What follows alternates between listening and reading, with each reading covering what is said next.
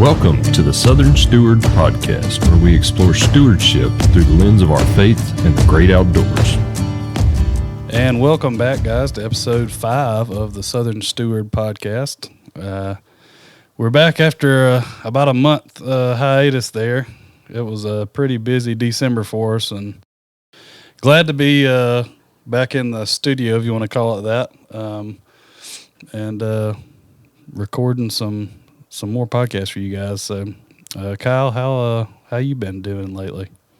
Been good. Been busy. It's between Christmas and New Year's and deer season, been pretty busy. The snow apocalypse we had and everything else. It's been a busy couple months, which I can't complain. I mean, it's been a good couple months. It's been good busy, not bad busy. Right.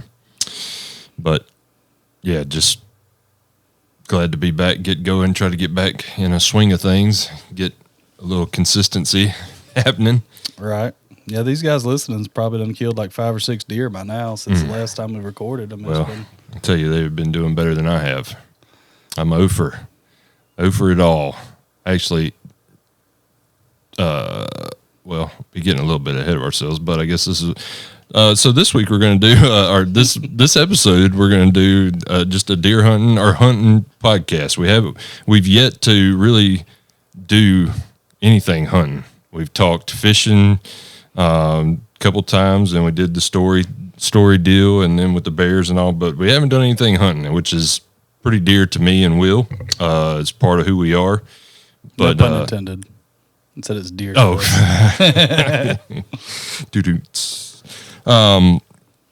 yeah. So I tried to think of someone we could have to come on to talk about deer hunting.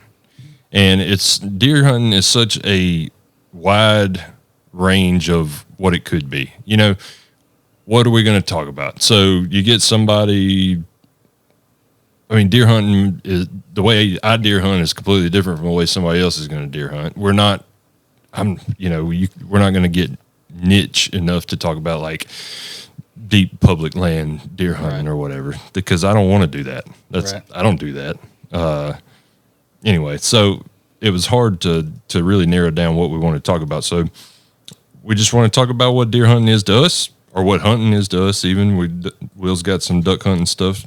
And just what it means to us, some good stories and memories, and hopefully, y'all enjoy listening to it. And maybe I wouldn't be against somebody sending in stories. And next time we get, sit down, we'll read whatever Tyler Pridgeon's story about that deer he killed apparently in his fire fighting outfit or whatever. Did you see that picture he posted? He wasn't in his turnouts, but he was in his official dress, you know, in his Sims Fire Department. Anyway, so yeah, if y'all want to submit something, that'd be cool. We'd read your memory or story or whatever. But so I guess I'll try to kind of start and give you an idea of where we want to go.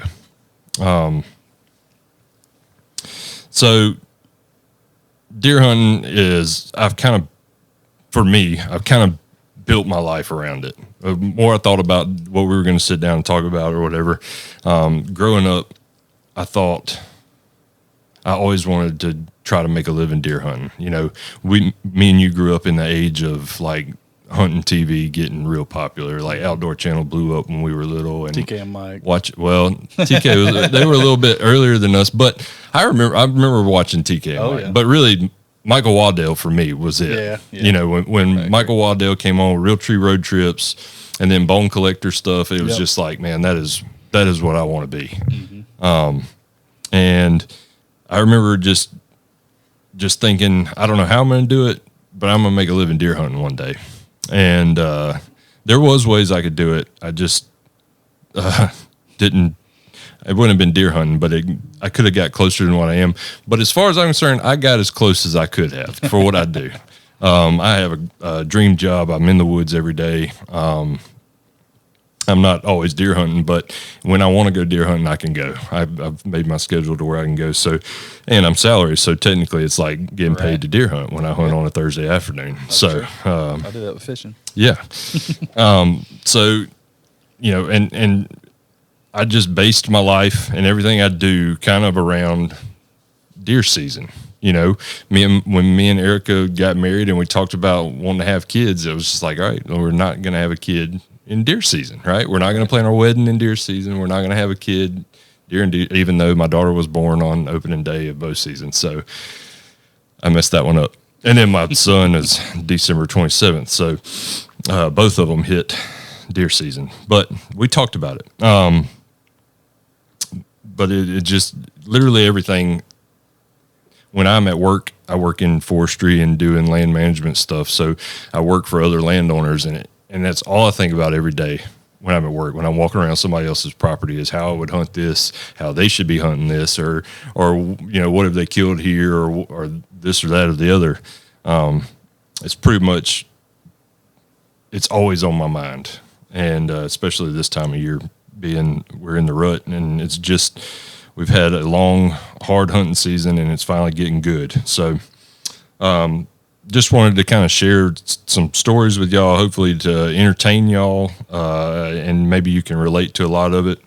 But for me, hunting has always been not about killing anything or not about success from actual hunting.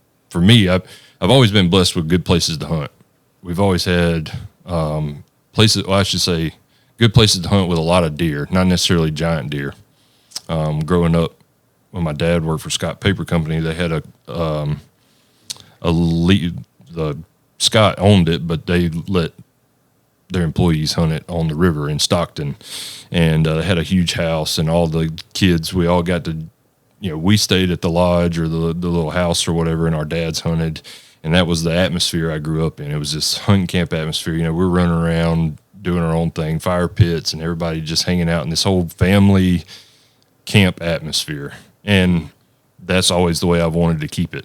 And I've been in some clubs where that's not the atmosphere and but we've ended up back that way. That is what the biggest aspect of hunting to me is fellowship and that atmosphere of just the camp life, and I think you can certainly relate to that with y'all's place in Miller's Ferry, even though it's not deer camp. I mean, that's, camp life is something you can't really get anywhere else. It's just, well, it served as a deer camp, I guess, for a little while.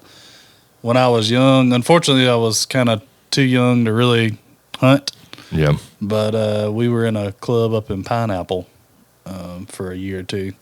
And so we stayed there when we hunted up there. But yeah, mostly it's been fishing and duck hunting up there in the camp. But yeah, like you said, it's what kind of makes it so special is the camaraderie. Yep. That comes with that. I mean, there's tons of just funny stories and things that I don't even I remember some good hunts we had for sure. But most of it is just funny things that happened while we were out there, like I said, just the memories that came with that, being up there and hunting together and all and fishing together. So that's kind of, I think that's really, like you said, I think that's more what it's all about is, the memories that you make with each other, whether it's friends, family, whoever, out there hunting. Yep. I know, I've been fortunate enough to hunt with my dad my whole life too, and he enjoys it as much as I do. My dad was a redneck growing up, just a Escambia County, Florida river rat, and he grew up hunting Eglin Air Force Base, and he'll tell me, all kinds of stories about hunting over there, and there were no deer. And him and his best friend one day went out on a dog drive on Eglin Air Force Base, and he killed an 8-point when he was 18. First deer he ever killed, first buck he ever killed, and he thought he had killed a world record, just because they. Right. So unfortunately for me, my dad carried that, that mentality that There are no deer, so I have to shoot everyone. I have to shoot everyone I see because I may not ever see another one. And today, 65 years old, he still feels the same way. So we're not growing any deer on our property. We're just enjoying. Yeah, we're just enjoying shooting them, I guess. But no, I'm blessed to be able to hunt with my dad all the time and my family and have that close, chance. I don't have to drive several hours to go hunt in a club full of people that I don't really like. We got a cool thing going, but I wanted to tell the story talking about family.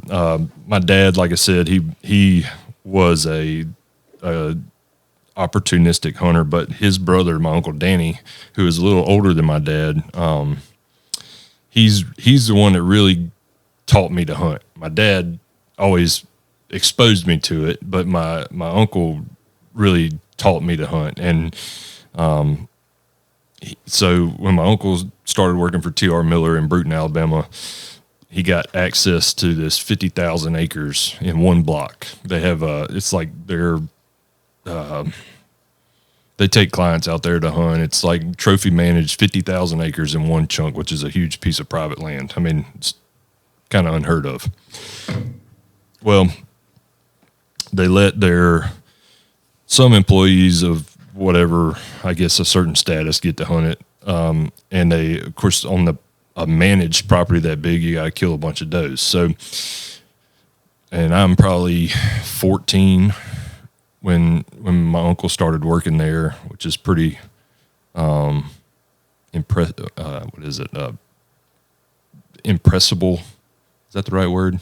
I know what you mean. You know what I'm trying to say? I don't know. Anyway, but impressionable time to learn something, 14 years old anyway. So, and I remember this one year, my Uncle Danny, just every time he was a bow hunter, and every time we went out, he was killing a doe or something with his bow. And I was just like, man, this guy is different. He's got something going on. So he encouraged me to start bow hunting at 14, and I got a buck saber, like buck knives. They apparently made a compound bow at one time. I didn't know they did. Right? Yeah.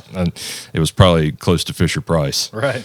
But it was a buck saber. I'll remember it, and got some arrows or whatever. I didn't even know what I was doing. I think I bought it from my neighbor. Just hunted with whatever he had because who knew? I didn't know any better. And went hunting with my Uncle Danny. I got an old man tree climber, and set up like I knew what I was doing. And I'll never forget, first bow hunt I ever went on. My uncle he takes me to the tree. He says, climb this tree. So I climb a tree, and he's still standing there, make sure I got up all right, And I turn around, and he's standing out in the middle of this food plot. I was hunting on the edge of a food plot. And he's standing out in a food plot, and he's holding a stick, and he sticks it down in the dirt. And then he walked back over to my tree, and he looked up, and he said, that's 25 yards. Shoot her right there.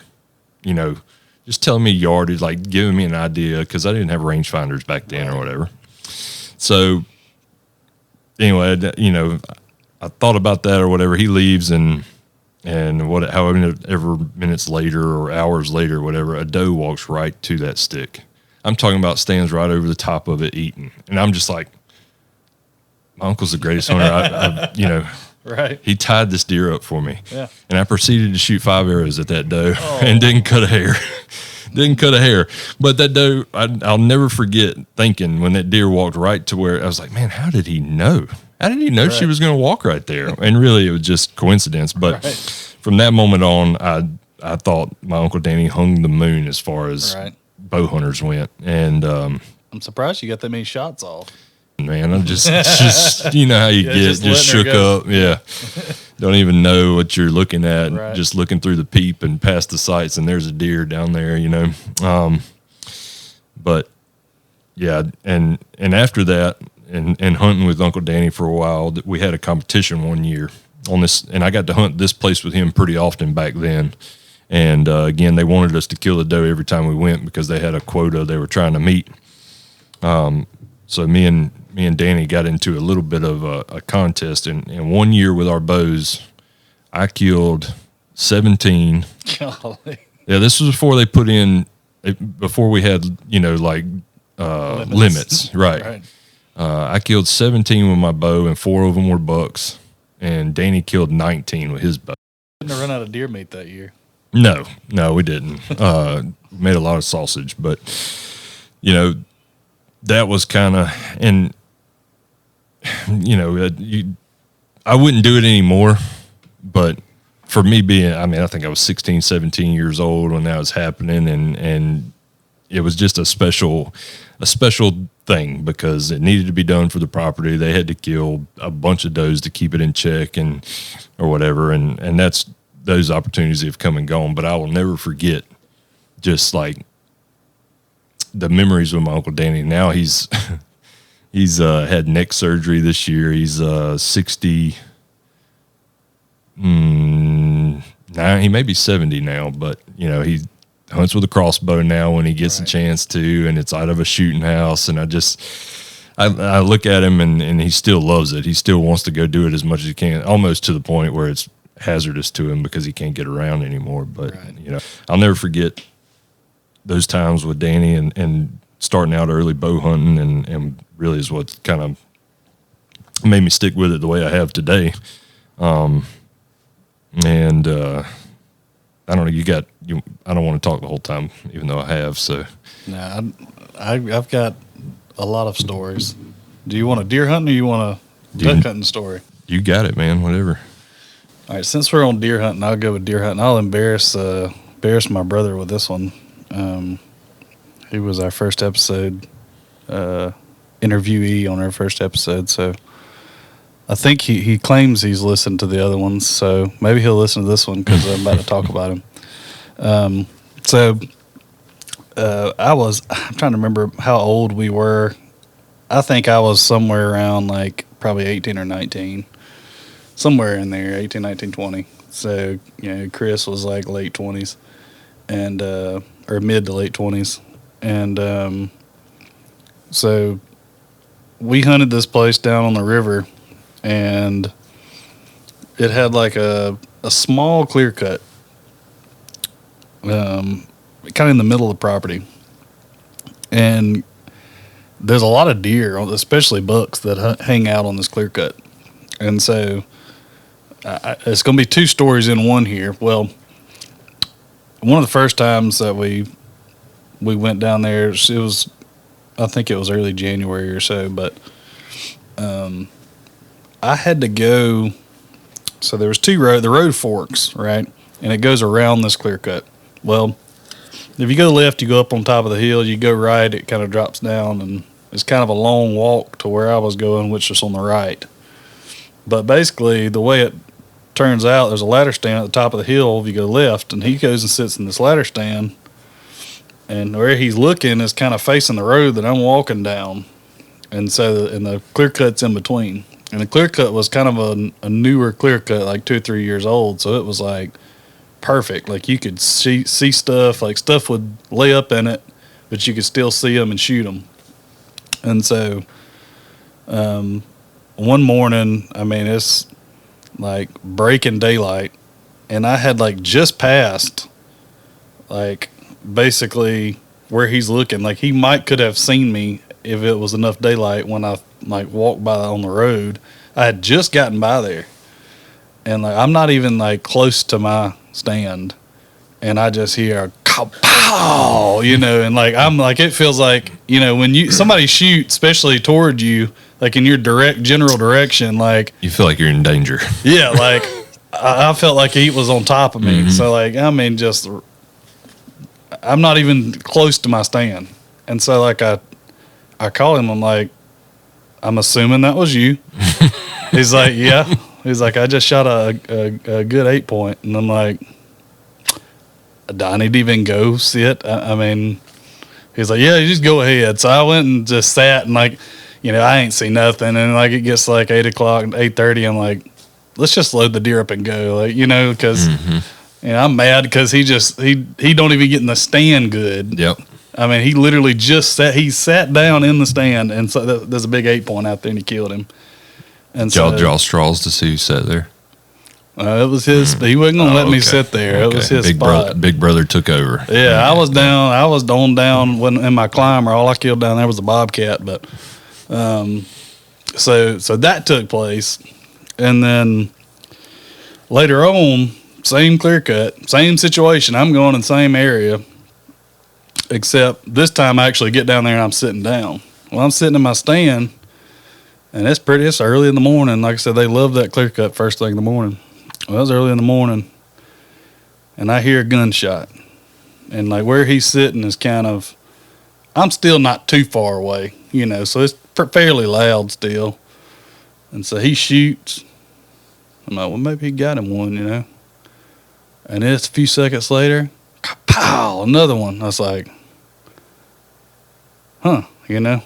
man, wonder what that was about. And then a few seconds later, pow, a third one. I was like, is he shooting coyotes? Like, what is he doing over there?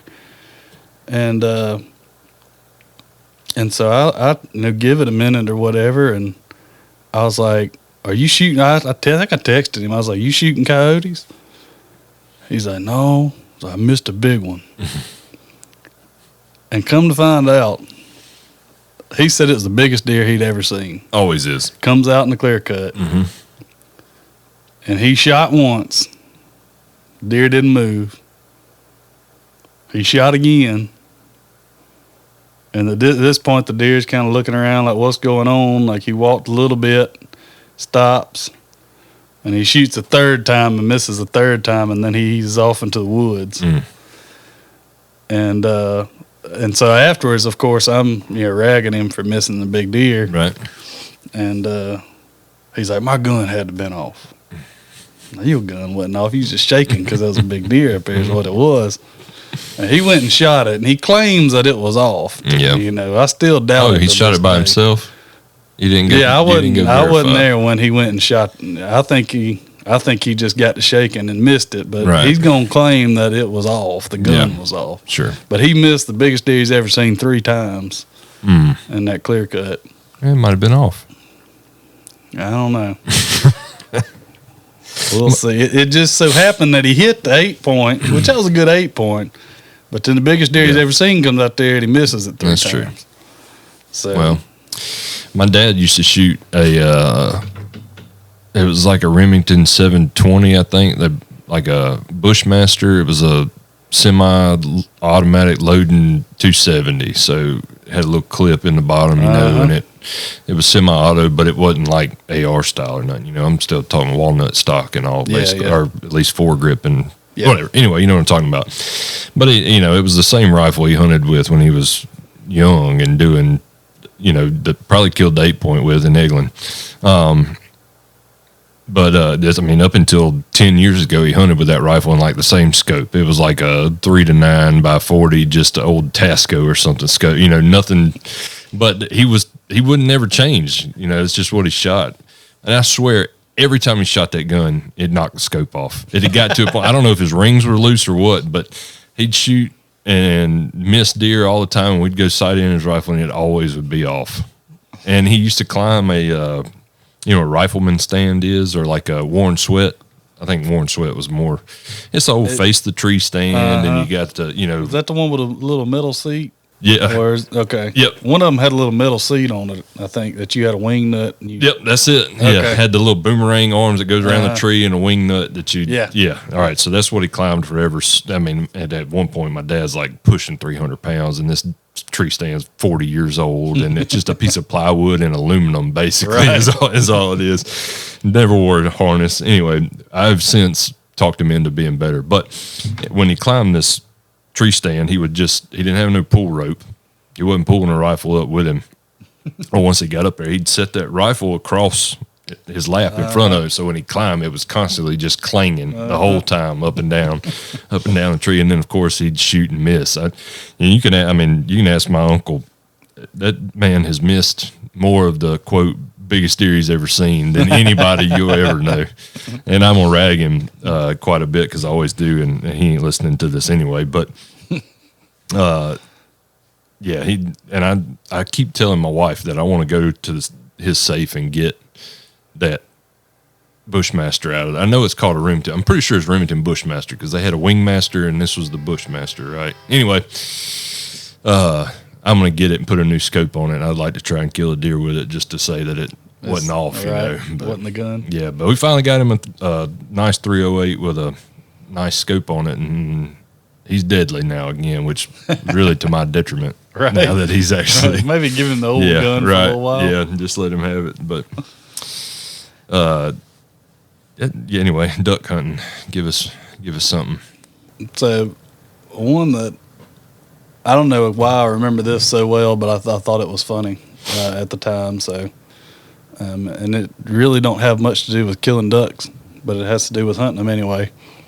So we there was a year that we leased a blind in Arkansas for the year.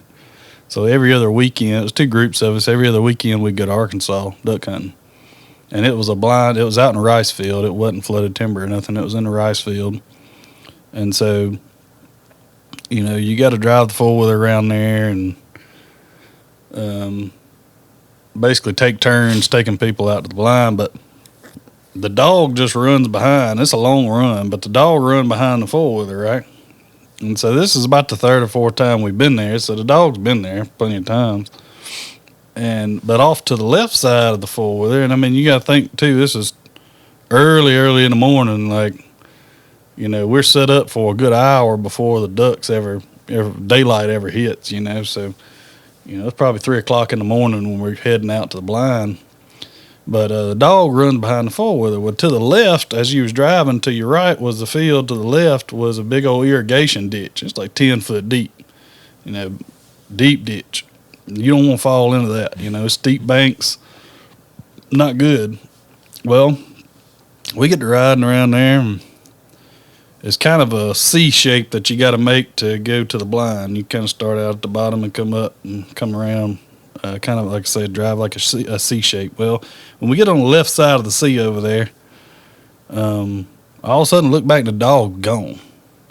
I mean, this is a good trained dog, like spent hours and hours training. It wasn't my dog, but it was one of my buddy's dogs, and the dog is just gone.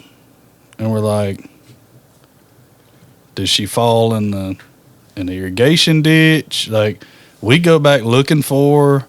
We go all the way back to the truck. We can't find her. Like, we thought the dog had died, you know, because couldn't find her nowhere and thought she might have gotten that ditch and drowned or Is something. this pre-daylight? Oh, yeah, it's dark. Dark. It's pitch dark, you know. And we're like, well, you know, maybe she run out in the field or something out there, because, I mean, it's a huge field, you know, and it's flooded, but it's got little, you know, levees every once in a while. And say, well, maybe she just run out in the field and got lost, and we'll find her when it hits daylight, you know. So we go ahead and go around, and like I say, you got to go one at a time. So I was the driver because I was the lightest at the time.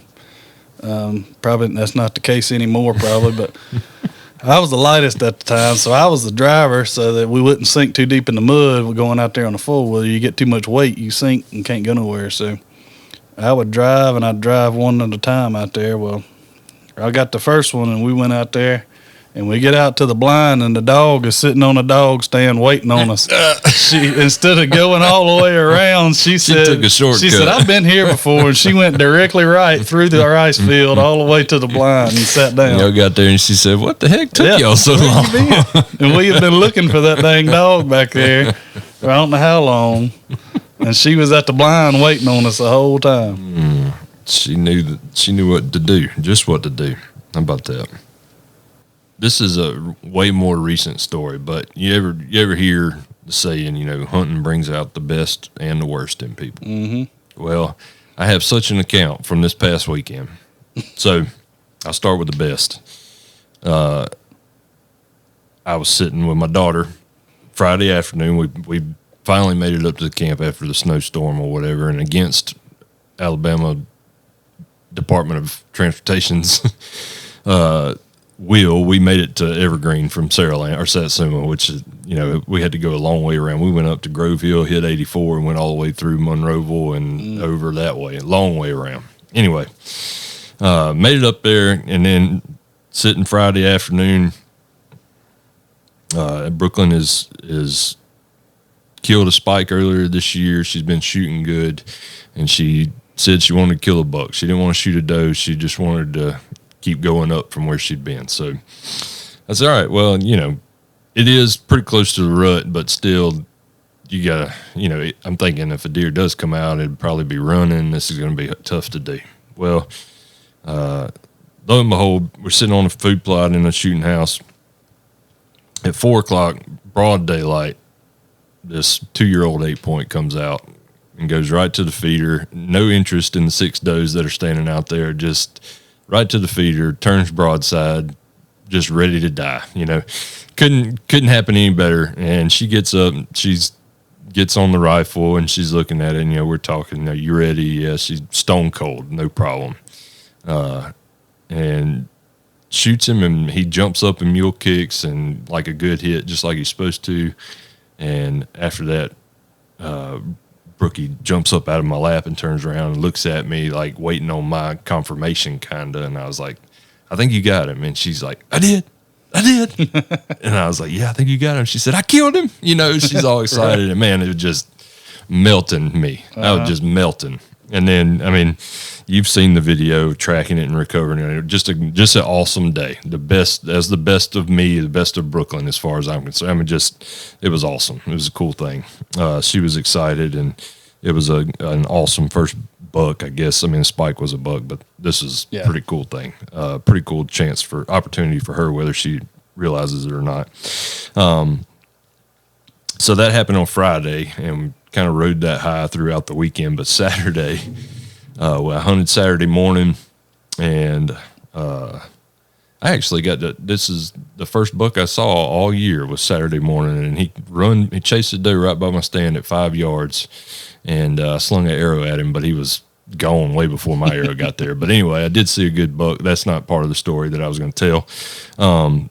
So Saturday during lunch, we come back to the camp, and the kids have been there all morning playing with whatever, and they got a go-kart for Christmas. So they've been out in the yard at the camp riding a go-kart, and we're out there playing around, whatever. And Erica looks up, and there's a hayfield right next to the camp there, and she said, look at that buck running across the hayfield. And we look over, and I didn't see the buck. I didn't catch him in time, but he had crossed. Our camp's on a major highway, County Road 6. Runs from Castleberry to Brooklyn on up to Andalusia. Anyway, pretty highly trafficked highway. And this deer, middle of the day, runs across the hayfield, jumps the road, and jumps into a guy's pasture across the highway. And in what must have been half a second that all this happened, a dude going 40 miles an hour slams on brakes, puts his rifle out the window, and shot that deer in the dude's pasture. I'm talking about 12:30 in the middle of the day, shot that deer. And he wasn't 200 yards from us on the highway, Right.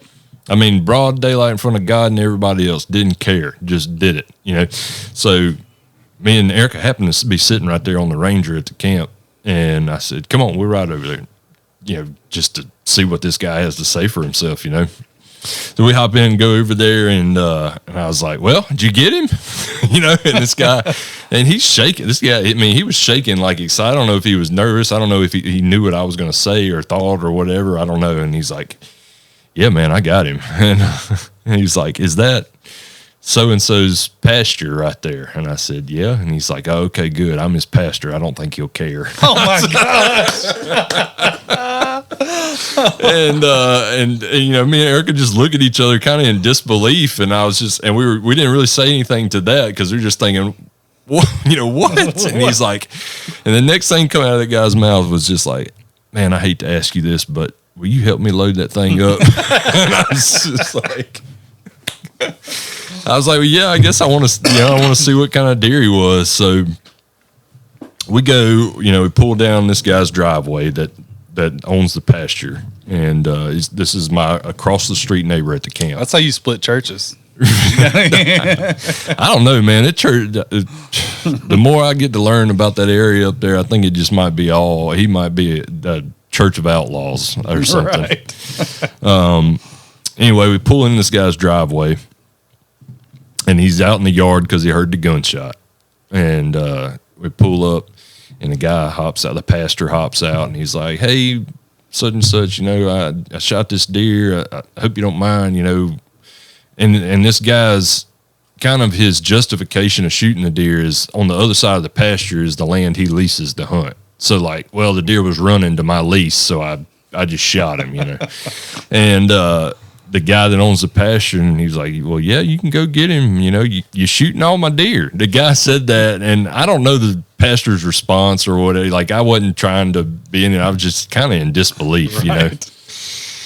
Anyway, the pastor, he jumps in the back of the Ranger with me and Erica, and we rode around the pasture, and sure enough, he was probably like a 75-inch 8-point, just not even something you would risk shooting off the road, right? In front of everybody. Right. He wasn't impressive at all.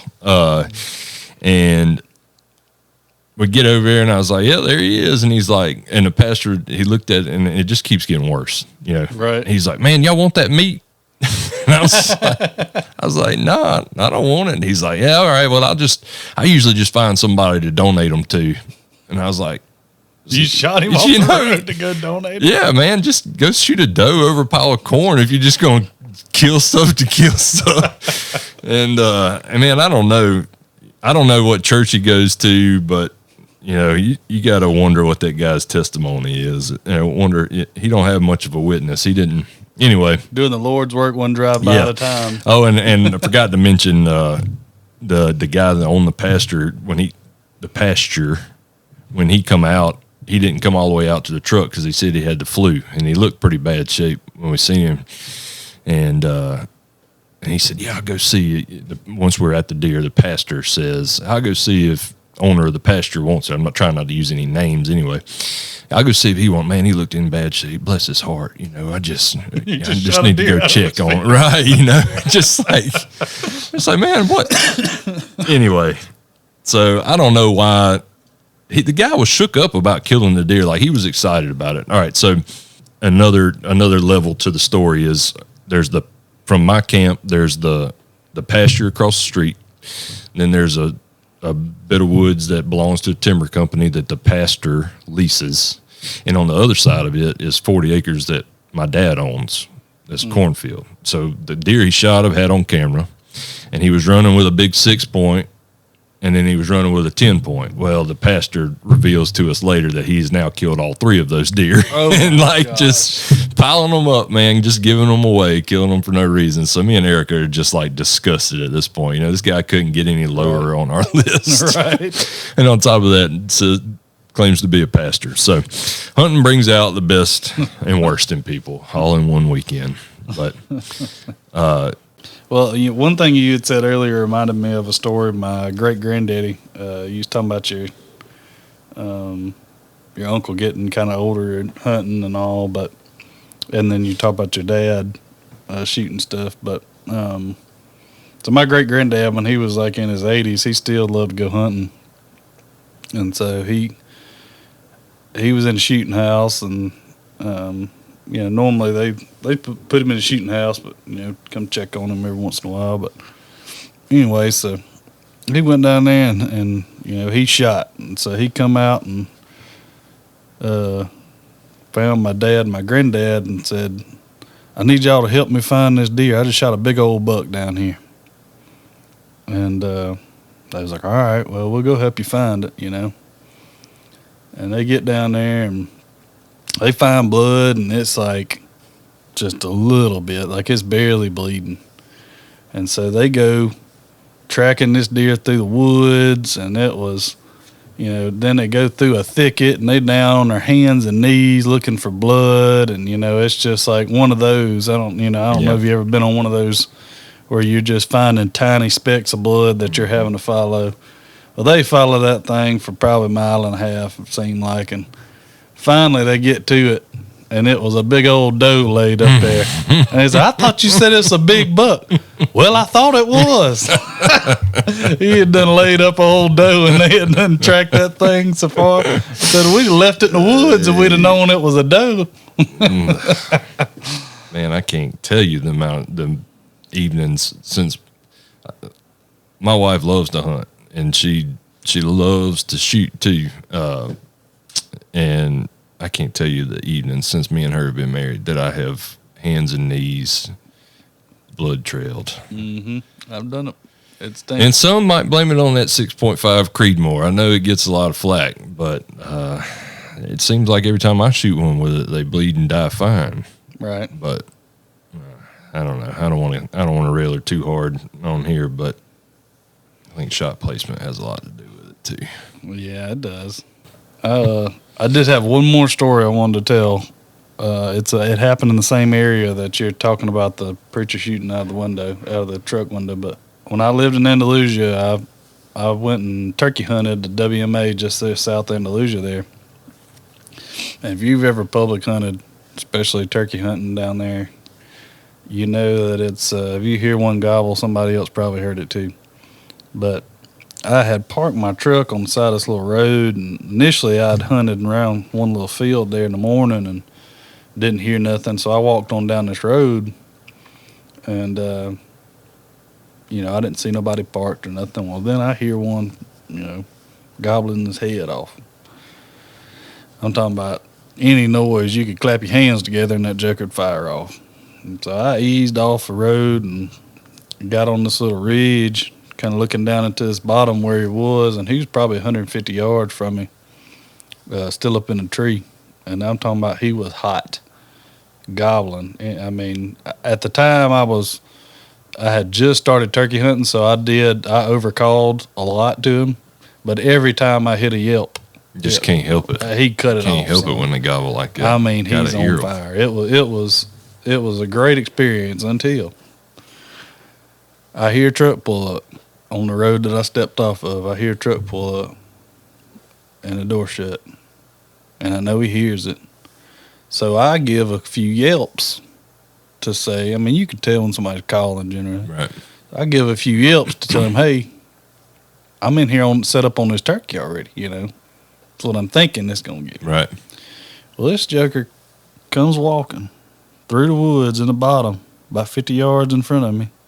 Between you and the turkey? Between me and the turkey. Mm-hmm. He walks in between me and the turkey. Turkey flies off. He walks back to his truck, gets in and leaves. Imagine that fella did that on purpose. Oh, ain't no doubt. I mean, I could have seen him. I'm like, first off, this is a turkey. Like, why are we why are you doing this to somebody? I'd never do that to somebody. Just for the fact of it ain't right. Right. But secondly, like, what if I was crazy? There's some crazy people out here. Oh, yeah. There's people crazy enough that if you did that to them, they would shoot you. You know what I'm saying? Like, I wouldn't shoot you. I would say people get shot over deer and turkeys every year. Oh, for sure. Yeah. So, like, I'm not confident enough, even if I would do something like that, I'm not confident enough to go walking down in front of somebody in shot range. Yep. I wouldn't do that. But anyway, he did it and drove off. And I knew his truck. I had seen him. He drives around it. I don't know if he still does it. But he had a little small truck. I don't know if it was a little Nissan or a Mazda truck. But if you get on that Connecticut National Forest Hunters page on Facebook, every one of them talk about people driving around all the time, messing up hunters on purpose. Well, this dude, he would drive. He would fly somewhere. He'd get out and listen. He'd get back in, take off. I mean, if you got behind him on his rotation, I did it a little bit, but like, I wasn't driving all over the place. And if I saw a vehicle somewhere, I wasn't about to go driving up in there either, Right. So, but yeah, this dude is he's all over the place, and apparently he'll run turkeys off on you too. So that kind of ended me up hunting there just because it was like, I'm not doing that, At public land turkey hunting, deer hunting's hard, but turkey hunting, it's like, if a deer would stand there and yell, hey, I'm a deer right here, If his grunt was like, you could hear it from a few hundred yards away. It would be even worse because that's how turkey hunting is. And anyway. Well, like I said, hunting brings the best and worst in people. Yep. And that's kind of along the lines of what we're going to talk about tonight in our devotion. It's about this time every year I have to remind myself, It's January 27th when we're recording this, so we're getting down to towards the end of deer season, and I ain't killed a buck yet. I hadn't killed a deer yet, for that matter.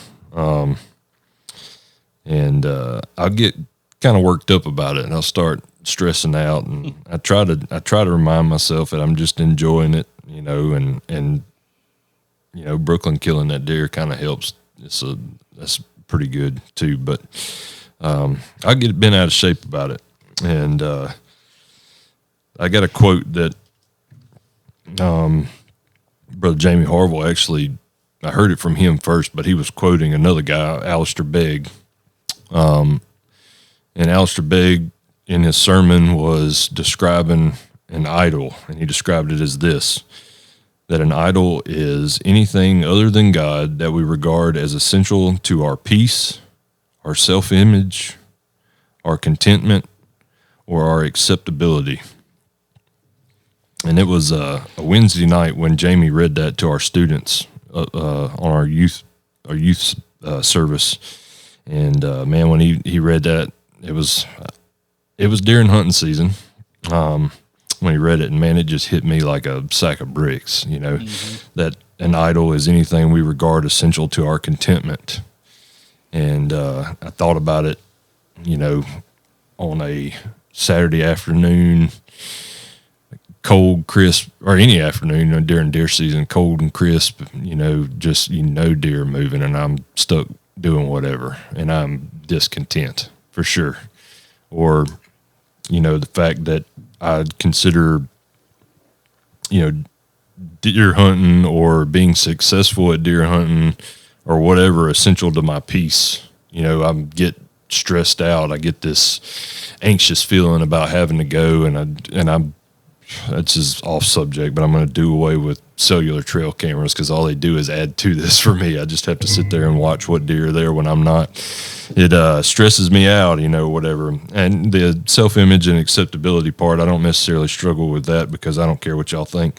But I want to do it. I get bent up, and it's absolutely right.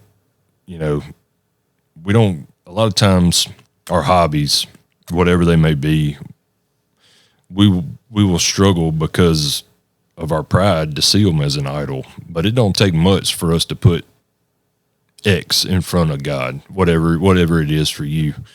I've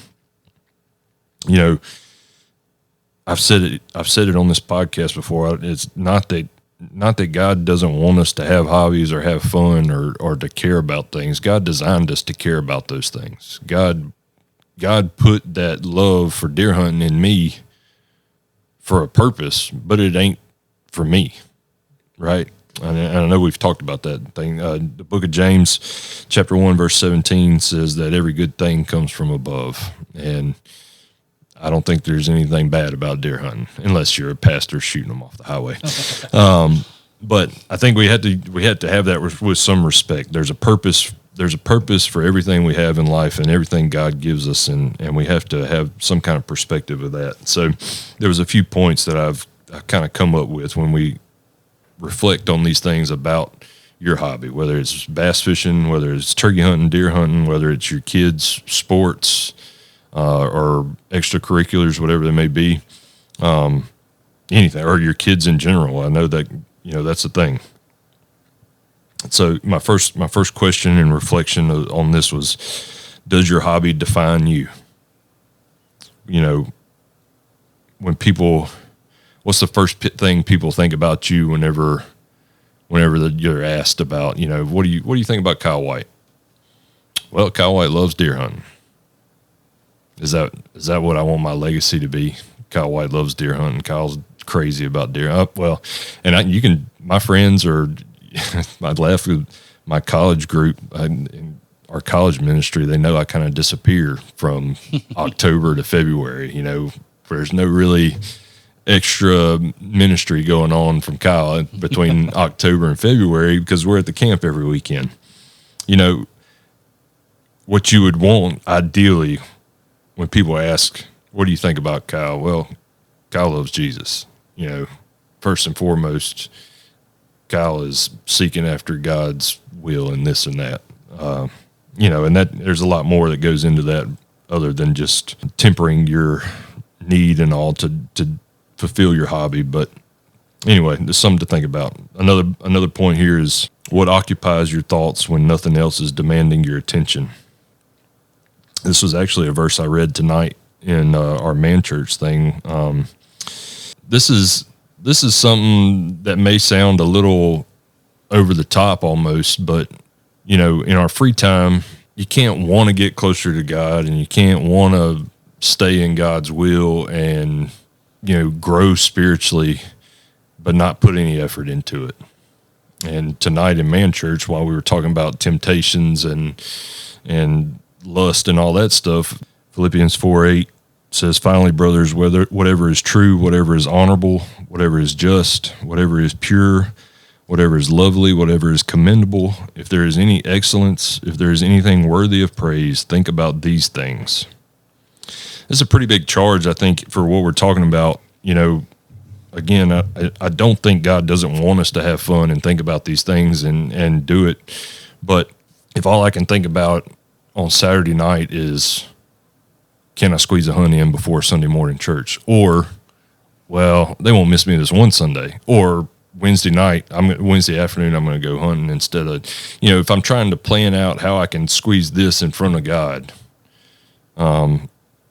Anyway, and then maybe you're sitting in church service and those stupid cellular cameras send you a picture in church, and then next thing you know, you're distracted or whatever. You're checking the weigh in on whatever tournament or whatever, just, it's one thing to live it out in front of other people and show, do just enough for people to see and maybe give yourself this image of what is doing right. But God knows your thoughts. God is the only person that can see what's going on inside your head, and you can't lose track of that. He knows what you're thinking. We need to focus on God's will and whatever that is within our hobbies, and whatever he has for us. So next point was, how does our hobbies and our passion for them, what does that look like in our conversations versus kind of contrast to what, I guess what I'm trying to say is, how easy is it for us to talk college football? Right. How easy is it for us to talk about whatever we care about, deer hunting?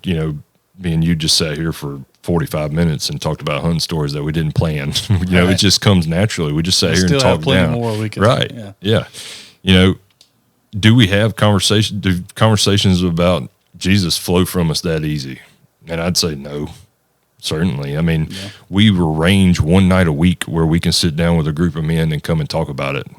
It's kind of, I don't want to say it's forced, but like outside of that, how many conversations do I have about, real meaningful conversations? And I can't honestly say it's that many, but I'll jump at the chance to talk to deer hunt about, to somebody. Right. And this is my personal conviction. I imagine it's pretty common amongst everybody. Again, how do these things affect our emotions or inspirations? Kind of goes back to contentment and peace and all that we talked about earlier. Are we miserable because we can't get to go do X? The inspiration part, I thought about how easy it is for me to wake up at 4:30 in the morning to go hunting, but how I sometimes hit snooze on Sundays, Yeah.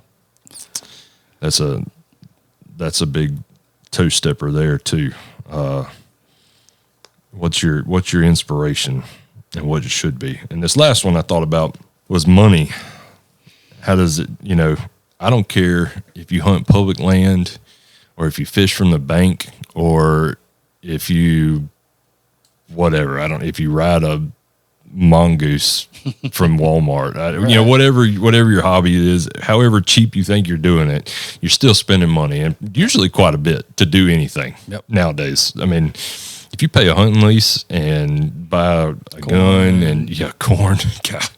Anyway, you could get, there ain't no way ground deer meat is cheaper than ground beef. Ain't happening. But if you're paying money to do all these things and you're taking money away from your family, Just be real blunt with you. If you're not tithing and you're spending money to do all these things, you're not putting God first. You need to evaluate that. And especially, if you're taking away, I can't imagine taking away from your family for your own things, and especially taking away from God too. So we got to find a way to use the love that God gave us for these things, for our hobbies, to glorify God. First and foremost is anytime you enter into your hobby, whatever it is, hunting, fishing, sports, whatever, I think we got to be thankful for the opportunity to do it. I think that puts us in the right, at least in the right direction. Thank God for the chance to do it. It's something I've tried to start doing with my kids every time we go. Is as soon as we step out of the truck before we walk to the stand, hey, we're going to pray for safety. We're going to pray for the opportunity, thankful for the opportunity, and and we'll even pray for success. I don't think that's wrong to pray for success, And then, of course, when you do harvest, again, pray for thankfulness, that you're thankful for the opportunity, thankful for success, thank you for the harvest, thank you for nature, etc. You know what I'm saying? But also, specifically in the realm of hunting and fishing, unless you're fishing with somebody, but even then, there's a lot of quiet time, and I think if you're not taking advantage of that, to just have some alone time with God and nature.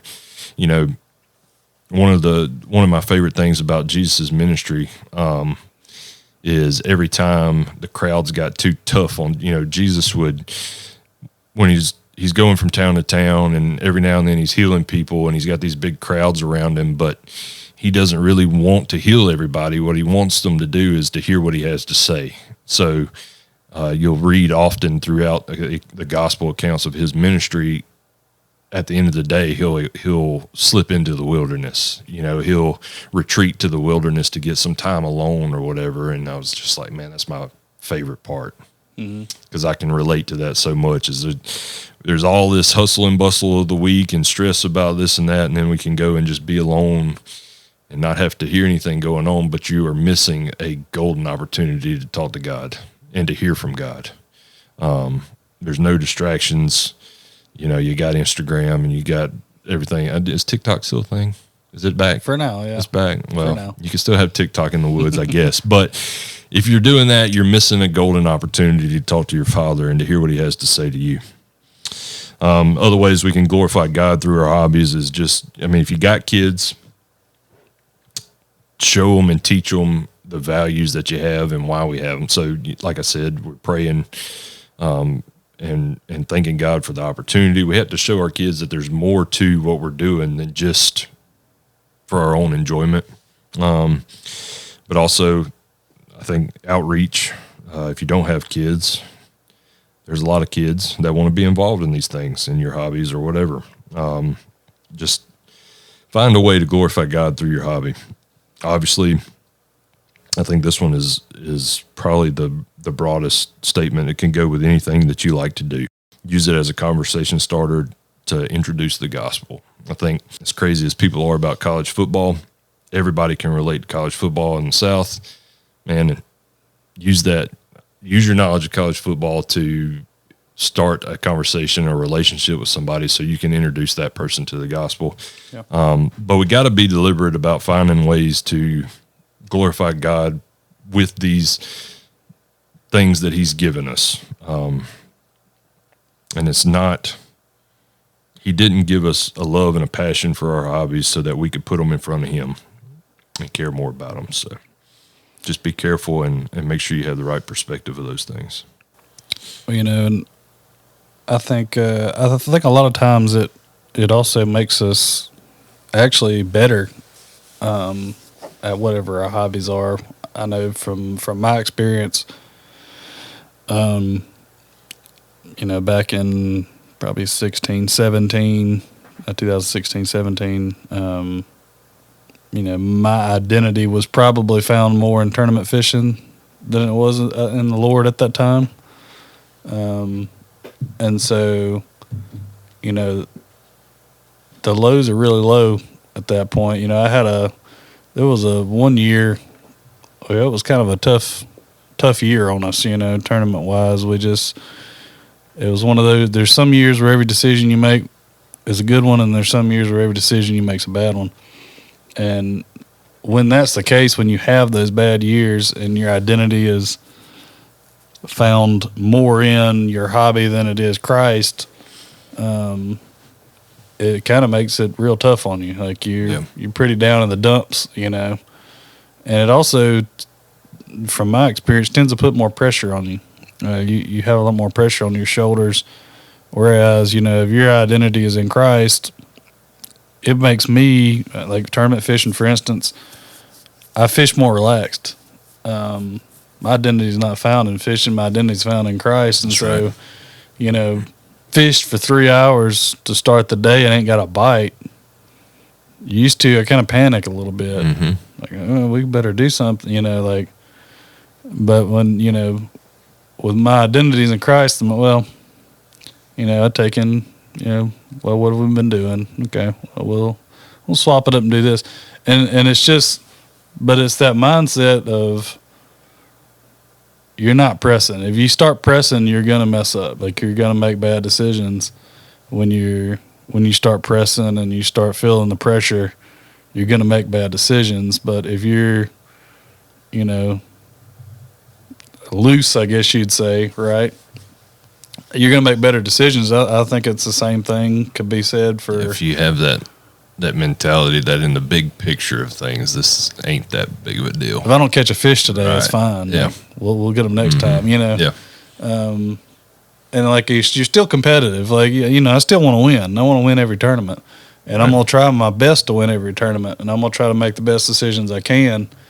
But like I said, it's just different when I'm, you know, when you're fishing with, you know, with Christ as the center of your life versus, you know, and the center of your identity versus something else is kind of your identity. Like I said, it's a lot less pressure that way, and you fish loose and you do better. Yep. You know, I think that can be said for anything really. Like I said, even sports. I mean, you know, if your identity is not found, if your identity is found in baseball and you go up there and you're in a slump, you're going to go up to bat next time, man. You're going to be thinking how bad you want to hit the ball, and you're going to swing it one over your head. You know, I've done it a million times. Yep. A lot of times when I got in a slump playing baseball, it was because I was swinging at bad pitches because I was so anxious to do something that you swing at bad pitches. You just want to, you know, anything your bat can touch, you want to hit.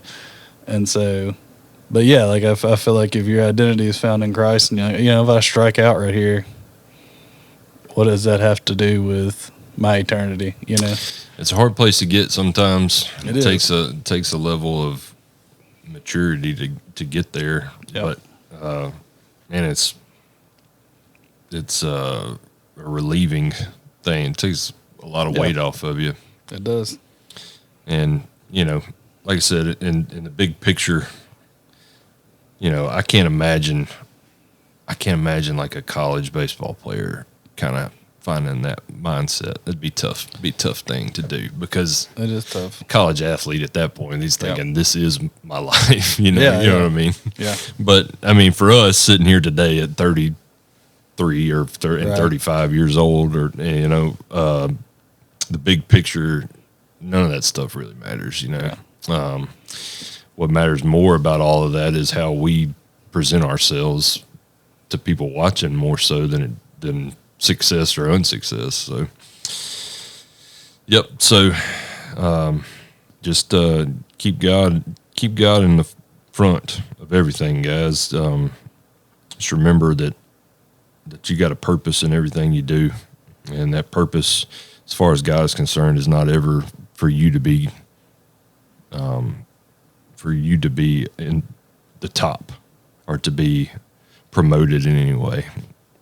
So that said, I think our next episode will be turkey hunting based, because we'll be getting close. I mean, we'll be towards the end of February before we put another one out, probably. So we'll be getting ready to get into turkey season.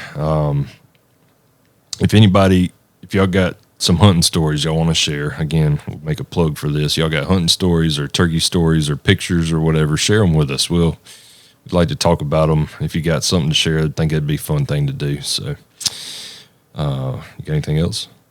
I'm good. All right. Well, we appreciate y'all listening. Hope you enjoyed it, and we'll catch you next time. See you next time.